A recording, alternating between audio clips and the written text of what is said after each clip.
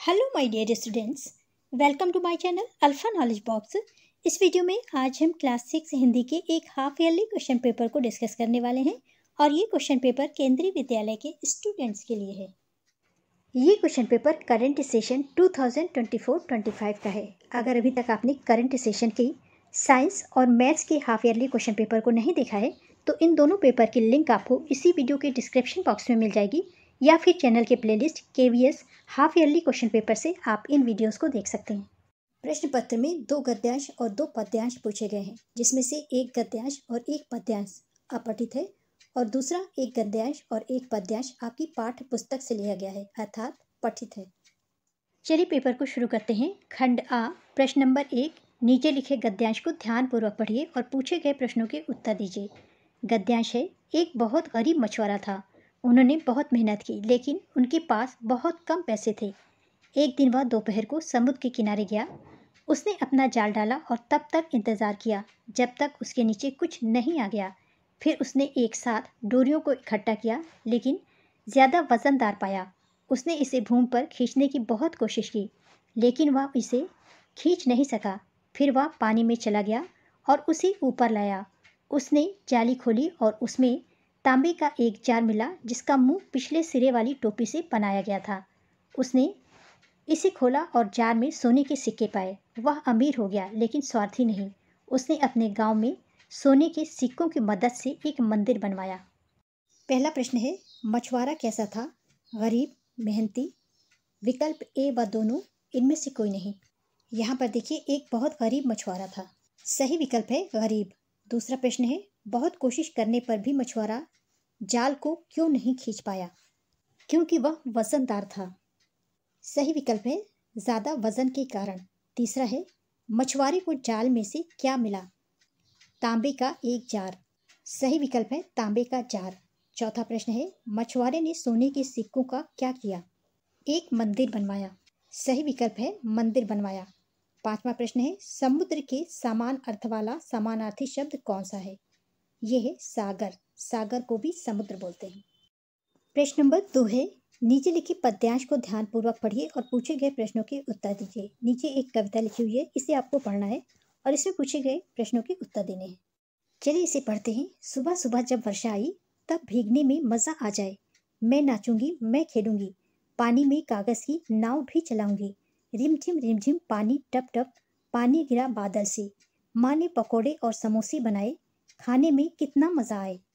गाड़ी निकालो और चलो सैर पर, घूमेंगे और झूमेंगे। सूखे पेड़ धुल गए हैं और चारों ओर फूल खिल गए हैं। बिजली चमके तो डर लगे, लेकिन जब गरजते बादल से पानी बरसे, तब सबके चेहरों पर खुशहाली छा जाए।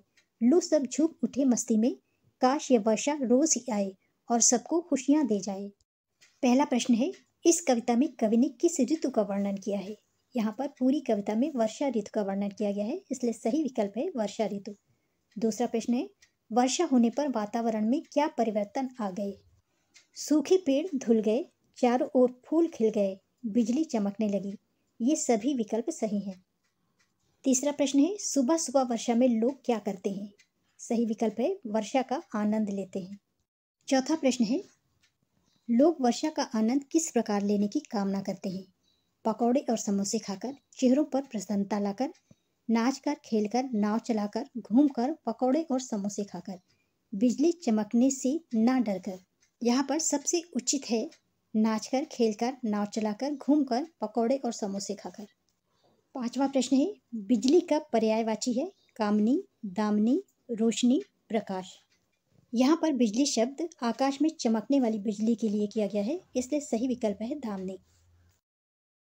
प्रश्न नंबर 3 है, नीचे लिखे पद्यांश को ध्यानपूर्वक पढ़िए और पूछे गए प्रश्नों के उत्तर दीजिए। यहाँ पर एक कविता लिखी गई है, ये आपके पाठ्य पुस्तक से ली गई है। इसे ध्यानपूर्वक पढ़िए और इसमें पूछे गए प्रश्नों के उत्तर दीजिए। चलिए इसे पढ़ते हैं। वह पावस का प्रथम दिवस जब पहली बूंद धरा पर आई, अंकुर फूट पड़ा धरती से, नव जीवन की ले अंगड़ाई। धरती के सूखे अधरों पर गिरी बूंद अमृत सी आकर, वसुंधरा की रोमावली सी, हरी बूंद पुल की मुस्काई। पहला प्रश्न है, निम्नलिखित पद्यांश किस कविता से लिया गया है? नाम बताइए। आखिरी बूंद से, मातृभूमि से, पहली बूंद से या धर्म भूमि से? ये पद्यांश लिया गया है पहली बूंद कविता से। दूसरा प्रश्न है, निम्नलिखित कविता के कवि का नाम बताइए। कवि का नाम है गोपाल कृष्ण कौल। तीसरा प्रश्न है, पावस का क्या अर्थ है? वर्षा ऋतु, बसंत ऋतु, ग्रीष्म ऋतु या शरद ऋतु? यहाँ पर देखिए, वह पावस का प्रथम दिवस था, पहली बूंद धरा पर आई। यहाँ पर वर्षा ऋतु की बात की गई है। सही विकल्प है वर्षा ऋतु। प्रश्न नंबर 4 है, वर्षा ऋतु के आगमन से चारों तरफ क्या फैली है? आनंद रूपी हरियाली, कीचड़, जल, धूल। सही विकल्प है आनंद रूपी हरियाली। पांचवा प्रश्न है, धरती के सूखे होठों पर बारिश की बूंद समान आकर गिरी। इसका मतलब है कि किसके समान आकर गिरी? यहाँ पर देखिए, धरती के सूखे अधरों पर गिरी बूंद अमृत सी आकर। धरती के सूखे होठों पर बारिश की बूंद अमृत के समान गिरी। प्रश्न नंबर 4 है, नीचे लिखे गद्यांश को ध्यानपूर्वक पढ़िए और पूछे गए प्रश्नों के उत्तर दीजिए। ये गद्यांश आपकी पाठ्य पुस्तक से लिया गया है। चलिए इसे पढ़ते हैं। उन्होंने हिंदी पढ़ना आरंभ किया। पढ़ने का शौक उन्हें खुद ही पैदा हुआ था। मोहल्ले की सखी सहेली जो घर पर आया करती थी, उन्हीं में से शिक्षित थी। माताजी उनसे अक्षर बोध करती। इस प्रकार घर का सब काम कर चुकने के बाद जो कुछ समय मिल जाता, उसमें पढ़ना लिखना करती। परिश्रम के फल के थोड़े दिन में ही देवनागरी पुस्तकों का अध्ययन करने लगी। मेरी बहनों को छोटी आयु में माताजी ही शिक्षा दिया करती थी। जब से मैंने आर्य समाज में प्रवेश किया, माताजी से खूब वार्तालाप होता। उस समय की अपेक्षा अब उनके विचार भी कुछ उदार हो गए हैं। यदि मुझे ऐसी माता ना मिलती तो मैं भी अति साधारण मनुष्यों की भांति संसार चक्र में फंसकर जीवन निर्वाह करता। गद्यांश का पहला प्रश्न है, निम्नलिखित गद्यांश किस पाठ से लिया गया है? ये लिया गया है मेरी माँ से। दूसरा प्रश्न है, उक्त कहानी के लेखक का नाम बताइए। ये कहानी है राम प्रसाद बिस्मिल की और इसके लेखक भी हैं राम प्रसाद बिस्मिल। तीसरा प्रश्न है, लेखक ने किस समाज में प्रवेश किया? सही उत्तर है आर्य समाज में। चौथा प्रश्न है, लेखक की माँ किन पुस्तकों का अध्ययन करने लगी? यहाँ पर किन होना चाहिए, वो पुस्तकें थी देवनागरी पुस्तकें। पांचवा प्रश्न है, लेखक की माँ किनसे अक्षर बोध करती थी? सखी सहेली जो शिक्षित थी। खंड बा प्रश्न नंबर 5, निम्नलिखित मुहावरों को वाक्य में प्रयोग कीजिए।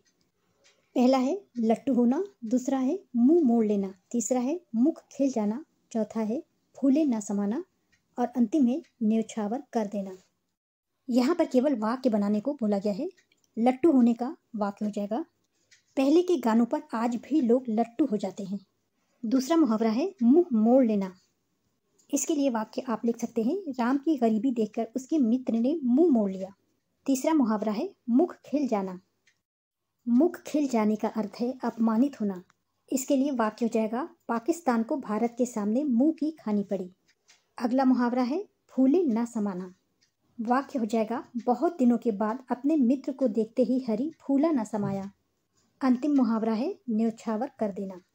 वाक्य है, हमारे सैनिक देश के लिए अपनी जान न्यौछावर कर देते हैं। छठा प्रश्न है, निम्नलिखित शब्दों के विलोम शब्द लिखिए। शब्द हैं रात, दुख, हंसना।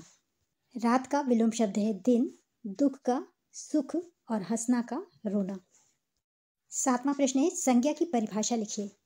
किसी व्यक्ति, वस्तु, स्थान, भाव या जाति के नाम को संज्ञा कहते हैं। जैसे मनुष्य, ये जाति हो गई। अमेरिका या भारत, ये स्थान हो गया। बचपन या मिठास, ये भाव हो गया। किताब या टेबल, ये वस्तु हो गई। अगला खंड है खंड सा प्रश्न नंबर 8, पहली बूंद कविता की कुछ पंक्तियां नीचे दी गई हैं। इन पंक्तियों में कुछ शब्द रेखांकित हैं। दाहिनी ओर रेखांकित शब्दों के भावार्थ दिए गए हैं, इनका मिलान कीजिए। इस साइड कविता की पंक्तियां लिखी हुई हैं और यहाँ पर भावार्थ लिखा हुआ है। पहली पंक्ति है, आसमान में उड़ता सागर लगा बिजलियों के स्वर्णिम पर। यहाँ पर उड़ता सागर का भावार्थ है बादल। दूसरी पंक्ति है, बजा नगाड़े जगा रहे हैं बादल धरती की तरुणाई। यहाँ पर बजा नगाड़े का भावार्थ है मेघ गर्जना। तीसरी पंक्ति है, नीले नैनो साये अंबर काली पुतली से ये जलधर। यहाँ पर नीले नैनो का भावार्थ है आकाश। अंतिम पंक्ति है, वसुंधरा की रोमावली सी हरी धूप पुल की मुस्काई। यहाँ पर रोमावली सी का भावार्थ है हरी धूप। इस तरह से पंक्तियों में दिए हुए रेखांकित शब्द को आपको भावार्थ से मिलाना है। प्रश्न नंबर 9 है, नीचे दिए गए प्रश्नों का सबसे सही उत्तर कौन सा है? पहला है, रहमन जिहवा बावरी कह गए सरक पताल, आपू तो कह भीतर रही जूती खाद कपाल। दोहे का भावार्थ है सोच समझकर बोलना चाहिए। दूसरा दोहा है रहमन देख बड़ेन को लघु न दीजिए डारी, जहाँ काम आवे सुई कहाँ करे तलवारी। इस दोहे का भावार्थ क्या है? सही विकल्प है हर छोटी बड़ी चीज़ का अपना महत्व होता है। प्रश्न 10 है निम्नलिखित प्रश्नों के उत्तर दीजिए। पहला प्रश्न है अपनी माँ के बारे में 5 लाइन लिखिए।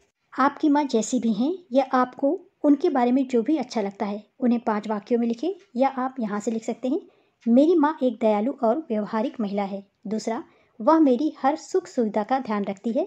तीसरा, मेरी माँ को खाना पकाना बहुत पसंद है और वह हम सबके लिए स्वादिष्ट खाना बनाती है। चौथा, वह हमेशा परिवार की खुशियों के बारे में सोचती है।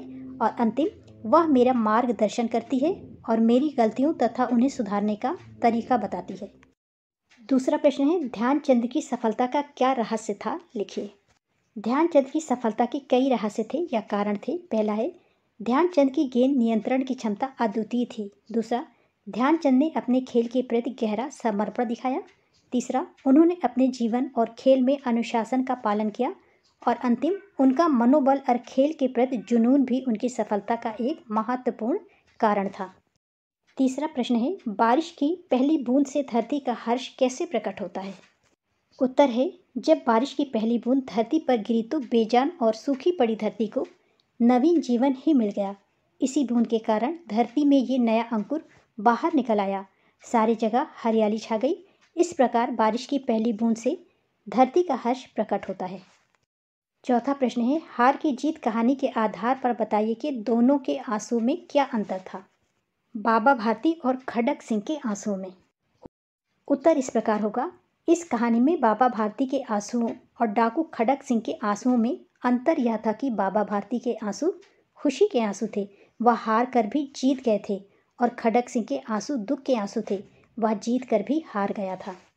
प्रश्न 10 का अंतिम प्रश्न है बाबा भारती ने खड़क सिंह से कौन सा वचन लिया?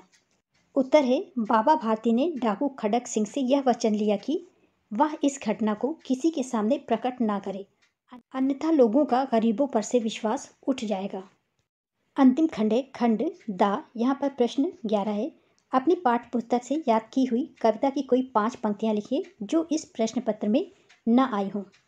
यहाँ पर पहली बूंद कविता से पद्यांश लिया गया है, इसकी 5 पंक्तियों को आपको नहीं लिखना है, आप मातृभूमि की 5 पंक्तियाँ लिख सकते हैं।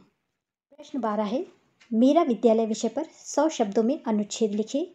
और 13वां प्रश्न है आप बीमार होने के कारण विद्यालय आने में असमर्थ है, प्राचार्य को अवकाश के लिए प्रार्थना पत्र लिखिए। इन तीनों प्रश्नों के उत्तर आपको स्वयं करना है, और यहाँ पर यह भी ध्यान देना है कि इस तरह के कौन से प्रश्न आपके स्कूल में करवाए गए हैं। This is the end of video. Thanks for watching.